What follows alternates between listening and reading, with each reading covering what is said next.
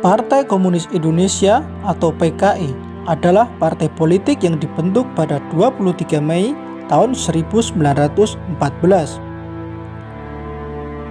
Kala itu, PKI sempat menjadi salah satu partai terbesar di Indonesia sebelum akhirnya dibubarkan pada tahun 1965. Setelah itu, eksistensi PKI juga dilarang pada tahun berikutnya. Lantas, bagaimana sebetulnya sejarah lahirnya Partai Komunis Indonesia itu? Berawal dari ISDV. Berdirinya PKI diawali dengan organisasi komunis yang didirikan oleh Henk Snelflit pada tahun 1914, yaitu organisasi yang bernama Industri Sosial Demokrasi Vereniging atau ISDV. Pada awal pembentukan ISDV memiliki 85 anggota yang berasal dari dua partai sosial Belanda, yakni Partai Buruh Sosial dan Partai Sosial Demokrasi. Kedua partai ini bergerak di Hindia Belanda.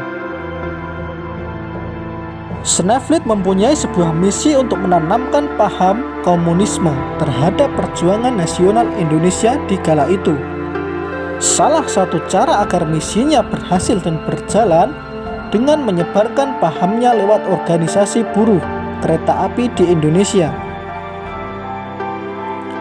Selain itu, Snelflit juga menyebar paham komunisme lewat organisasi Sarekat Islam, organisasi besar di Indonesia saat itu. Snelflit menyebar pemahamannya lewat Samaun, Alimin, Darsono, dan tokoh SI lainnya. Sejak bertemu Snelflit pada tahun 1914, Samaun langsung tertarik dan mulai belajar membaca serta bahasa Belanda. Setelah belajar bahasa Belanda, Samaun menjadi sekretaris ISDV di Surabaya. Kemudian pada tahun 1917, Snelflit bertemu dengan anggota SI lainnya, yakni Darsono, yang kemudian juga ikut bergabung dengannya. Perpecahan Sarekat Islam. Pada perkembangannya, Samaun dan rekan-rekannya berniat untuk mengubah perjuangan Sarekat Islam ke arah komunisme.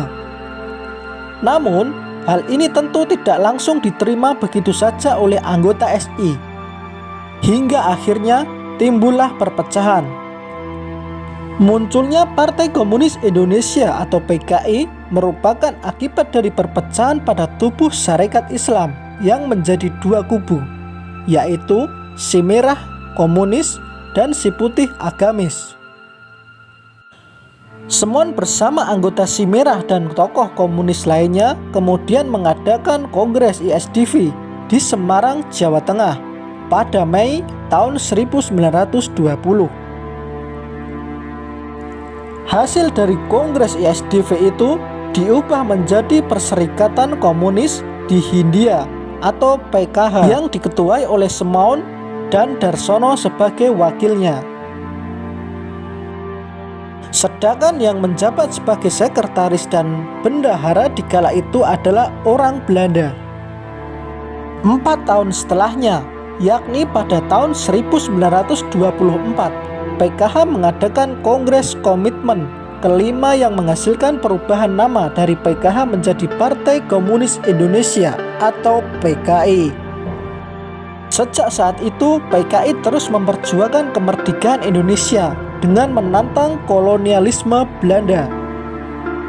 Akan tetapi, cara PKI untuk melawan kolonialisme Belanda terkenal dengan cara yang radikal dan condong anarkis. Sejak berdiri, Partai Komunis Indonesia (PKI) terlibat dalam beberapa pemberontakan, salah satunya peristiwa PKI Madiun pada tahun 1948. Untuk menghentikan pemberontakan PKI Madiun tahun 1948, Kolonial A.H. Nasution melakukan operasi penumpasan pada 20 September 1948. dilembagakan oleh Soekarno. Pemberontakan yang terjadi di Madiun tidak menghentikan dukungan dari sebagian rakyat Indonesia. Pada tahun 1955, PKI ikut pemilu dan berakhir menduduki posisi keempat. 2 tahun kemudian, Partai Masyumi yang merasa tersaingi menuntut agar PKI dilarang di saat itu.